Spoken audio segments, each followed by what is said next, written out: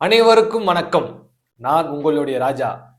அதாவது துரோகம் துரோகம் எல்லார் வாழ்க்கையிலும் அனுபவிச்சிருப்பீங்க. அது போல ரொம்ப எளிமையான ஒரு ஒரு எடுத்துக்காட்டு நான் சொல்றேன் உங்களுக்கு. அது என்னன்னா, இப்போ ஒரு ஹரிஷ்னு வச்சுக்கங்களேன். இப்ப ஹரிஷ் ஒரு நபர வந்து மாலதின்னு ஒரு பொண்ண லவ் பண்றான். சரிங்களா? இப்ப டேனின்னு ஒருத்தன் இருக்கான். ஸோ டேனி வந்து யாருன்னா, நம்ப ஹரிஷோட குளோஸ் ஃப்ரெண்ட்.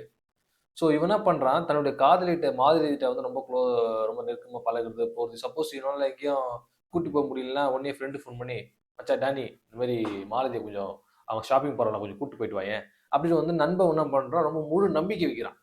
முழு நம்பிக்கை. அந்த நம்பிக்கை இவன் என்ன பண்றான் சொன்ன உடனே வந்து இவனுடைய ஹரிஷுடைய ஆள டேனி வந்து கூட்டு போறான். இந்த மாரி பல விஷயங்கள்ல வந்து இன்சிடென்ட் இந்த பல விஷயங்கள் சூழ்நிலை உருவாகுது. இவன் சொல்ற மாரிலாம் போயிட்டு வந்துட்டு இருக்கான். நம்பிக்கை. சரி தன்னுடைய ஆள தன்னுடைய நண்பன்கிட்ட மச்சான் இது மாரி கூட்டு போயிட்டு மச்சான் ஷாப்பிங் போணுன்றா. ஸோ அப்படின்னு நான் நம்புறான். ட நம்ப அந்த ஃப்ரெண்ட நம்புறான். ஸோ இந்த சூழ்நிலைய உருவாக்கி விட்டுர்றான். ஸோ அவன் என்ன பண்றான், அந்த பொண்ணு பண்றா, அவன் மேல ஒரு ஒரு சின்ன ஒரு கிரஷ் கிரியேட் ஆகுது. ஸோ ஒரு நல்ல நண்பனா தான் பண்ணுவான். அவன் சொல்றான்னா தன்னோட நண்பனுடைய காதலி நம்பி அனுப்பிச்சிருக்கான். ஸோ அவளே நம்ம அப்ரோச் பண்ணா கூட நம்ம அவாய்ட் பண்ணணும் இல்லையா? ஸோ அவன் என்ன பண்றான், துரோகம் பண்றான். ஸோ அந்த ஒரு என்ன ஹார்மோன்ஸ் வேலை செய்து அந்த துரோகம் பண்றான். அந்த சூழ்நிலை உருவாக்கிறாங்க. ஏன்னா மனிதன் தானே அந்த உணர்வுகளுக்கு யாரும் கட்டுப்படுத்த முடியாது. ஸோ உணர்வுகள மீறி ஒரு விஷயம் வந்து தடுக்கிறான்னா, அவன் மாரி நண்பன்லாம் கிடையாது. குடுத்து வச்சுக்கணும் நம்ம. ஸோ இந்த மாரி ஒரு விஷயம்ன்றது. இது இது ஒரு துரோகம். அடுத்தபடி பார்த்தீங்கன்னாக்கா, ஒரு கணவன் மனைவி. ஒரு கணவன் மனைவி இருக்காங்க. அந்த கணவன் மனைவிய ரொம்ப உண்மையா பழக நம்பிக்கை வச்சிருக்கிறா வச்சுக்கங்களேன். அவ என்ன பண்றா, தன்னுடைய லாங் ட்ரிப் போறா. அவங்க வந்து ஏதோ ஒர்க் பண்ற இடத்துல என் தம்பின்னு ரொம்ப நெருக்கமா பழகுறான். ஸோ அந்த தம்பி என்ன பண்றான், ஒரு கால சூழ்நிலையில அவர் வீட்ல தங்குற மாரி ஆயிடுது. ஸோ என்ன பண்றான், நம்பி தங்க வைக்கிறாரு யாரு? அவருடைய ஹஸ்பண்ட்.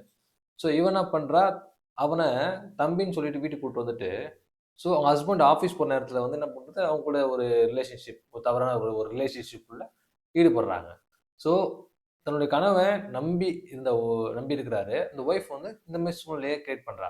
ஸோ துரோகம். துரோகம். அதே போல பார்த்தீங்கன்னாக்கா, ஒரு மிகப்பெரிய ஒரு ஒரு தொழிலதிபர் இருக்கிறார்னு வச்சுக்கங்களேன். அந்த தொழிலதிபர் என்ன பண்றாரு, அவருக்கு எதிரிகள் அதிகமா இருப்பாங்க. ஸோ அந்த எதிரிகள் அதிகமா இருக்கும்போது, என்ன ஆகுது, இந்த மாரி அவன வந்து எப்படியோ போட்டு தள்ளணும்னு பிளான் பண்றாங்க. அப்ப வந்து அந்த தொழிலதிபர் இருக்காரு இல்லையா, அவர் கூட இருக்கிற டிரைவர்லேருந்து அவர சுத்தி சுற்றி உள்ளவங்க எல்லார்கிட்டயுமே வந்து வறுமை காரணமா வேலை பார்த்துட்டு இருப்பாங்க. ஆனா அத சரியா பயன்படுத்திட்டு இவன் என்ன பண்ணுவானுங்க, அவங்கள வந்து பணம் குடுத்து அவருடைய எங்க போறாரு, எங்க வராரு அந்த விஷயத்தெல்லாம் சேகரிப்பாய்ங்க. சேகரிச்சுட்டு கரெக்ட்டா டைம்ல அவங்கள மர்டர் பண்ணிருவாங்க. ஏன்னா, இந்த நம்பிக்கை நம்பி கூட வச்சிருக்கவங்கள நம்புறாரு. நம்ம கூட இருக்கிறவங்க நம்மளுக்கே தெரியாம பல விஷயங்கள் பாத்துடுறாங்க. சமீப காலமா நம்ம ஆம்ஸ்டாங் அண்ணன் கொலை மேட்ல கூட நடந்தது அந்த விஷயங்கள். ஸோ அதனால என்னன்னா, இந்த மாரி விஷயங்கள் நம்ம தொடர்ச்சியா நடந்து வந்துட்டு இருக்கு. இதுல துரோகம். அதுக்கு நம்ம என்ன என்ன பண்ணணும்? என்ன பண்ணணும்னா, லிசன் பண்ணுங்க. ஏன்னா, ஏன் சொல்ல வரேன்னா, நம்ம இதுவரைக்கும் நம்ம அஜாக்கிரதையா இருந்துட்டோம். இதுக்கப்புறம் வந்து லிசன் பண்ணுங்க. நம்ம கூட பழகுறது யாரு? அவன் பேர் என்ன? ஊர் என்ன? அவன் எங்க இருக்கிறான்? ஏது இருக்கிறான்? அப்புறம் அவனுடைய ரியாக்ஷன் என்னவா இருக்குது? நெக்ஸ்ட் பார்த்தீங்கன்னாக்கா, அவனுடைய பேசும் தோரணை எப்படி இருக்கு? இவன நம்பி கூட்டு போலாமா? ஒரு சில சீக்ரெட்டான விஷயத்த நம்ம யார்ட்டயும் பெர்சனலா பேசவும் கூடாத ஒரு விஷயம். ஒரு இடத்துக்கு போறோம்னா, அந்த நம்ம நபர்கள வந்து யாரையும் எல்லாரையும் அவாய்ட் பண்ணிடணும். நம்ம என்ன பண்றோம்? எங்க போறோம்? எங்க வரோம்ன்னு யாருக்கும் தெரியக்கூடாது. First of all. ஏன் சொல்றேன்னா, ஆ யாருக்கும் தெரிய வேண்டாம்னு நான் நினைக்கிறேன் நான். ஏன்னா, நீங்க யாரும் கூட வச்சுக்காதீங்க. போங்க எல்லாம் போங்க வாங்க. ஆனா ஒரு முக்கியமான விஷயம்னா, நீங்க தனியா போங்க. யாரும் கூட வச்சுக்காதீங்க. யாரும் பகுத்துக்காதீங்க. அதே சமயம் வந்து எதிரிகள கூட நம்பிடலாம். துரோகிகள நம்பவும் முடியாது சொல்லுவாங்க. அதனால எதிரிய கூட நம்பிருங்க. துரோகிகள பக்கத்துல வச்சுக்காதீங்க. ஒரு உங்களுக்கு துரோகம் பண்ணிட்டான்னு தெரியுதா, அதோட தொல தூரம் தூக்கி வச்சுருங்க. அவன் திருந்திருவான்னு மட்டும் நினைக்காதீங்க.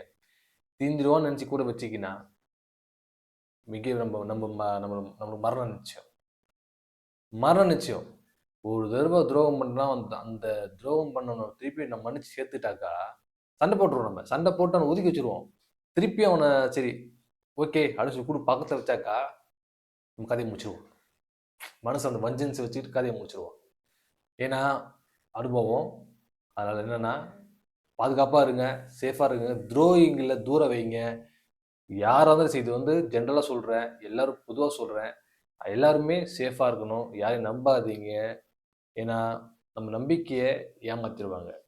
ஒரு காதலி ஆகட்டும், நம்ம ரொம்ப ட்ரஸ்ட்டா இருப்போம். நம்மகிட்டயும் பேசுவாங்க, இன்னொருத்தர் பேசுவாங்க. ஸோ நண்பனாகட்டும், ஒரு 2 கேங் இருக்குது. 2 கேங் வந்து அவன் பெரிய கேங், சின்ன கேங். நம்ம கூட இருக்கிறான். ஸோ இவன் என்ன பண்ணுவான் தெரியுமா? பெரிய கேங்கா இருக்குது. ஸோ அங்கேயே போயிட்டு நம்மள பத்தி நம்மளுடைய சீக்ரெட்லாம் சொல்லி, நம்மள அட்டாக் பண்றதுக்கு வெயிட் பண்ணிட்டு அவங்க கூட ஜாயின் ஆயிட்டு, அவங்க கூட ஒரு அல்பத்துக்கு அணிபடிஞ்சு போயிடுவான். அதனால நண்பர்களாகட்டும், காதலியாகட்டும், உறவினர்களாகட்டும், எல்லார்கிட்டயுமே கொஞ்சம் உஷாரா இருங்க. வெளிய பழகும்போது எல்லாரையும் ஒரே மாரி பார்க்காதீங்க.